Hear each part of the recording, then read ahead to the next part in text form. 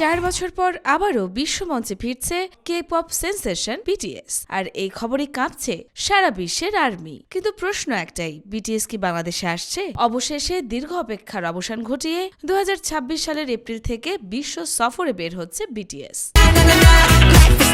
দক্ষিণ কোরিয়ার গোয়াং ও বুসান থেকে শুরু হয়ে এই ট্যুর চলবে মার্চ 2027 পর্যন্ত। এই বিশাল সফরে থাকছে এশিয়া, ইউরোপ, আমেরিকা, অস্ট্রেলিয়া মহাদেশে মোট 70টিরও বেশি শো। কোন কোন দেশে যাচ্ছে বিটিএস? এখন পর্যন্ত ঘোষিত তালিকায় আছে জাপান, যুক্তরাষ্ট্র, মেক্সিকো, স্পেন, যুক্তরাজ্য, Germany, Belgium, Peru, Colombia, Australia, Philippines ও হংকং। কিন্তু এখানেই বড় প্রশ্ন, বাংলাদেশের নাম কি নেই? তাহলে কি বাংলাদেশ বাদ পড়ে যাচ্ছে? আয়োজক সংস্থা বিগ হিট মিউজিক জানিয়েছে ভবিষ্যতে আরো নতুন শহর যোগ করা হতে পারে। তাহলে এ থেকে কি বোঝা গেল?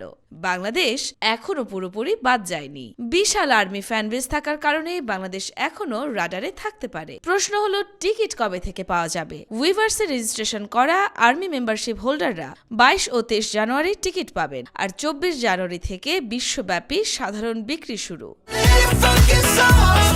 2013 সালে আত্মপ্রকাশ করা এই 7 তরুণ RM, জিন, সুগা, জেহোপ, জিমিন, ভি ও জাংকুক আজ বিশ্বের সবচেয়ে প্রভাবশালী ব্যান্ড। তাদের গান শুধু বিনোদন নয়, মানসিক স্বাস্থ্য, আত্মসম্মান, সামাজিক বার্তা বহন করে। বাংলাদেশে এখনো বিটিএস আসেনি, কিন্তু এই প্রথম এমন সুযোগ এসেছে যেখানে আমাদের দেশ যুক্ত হওয়ার বাস্তব সম্ভাবনা তৈরি হয়েছে।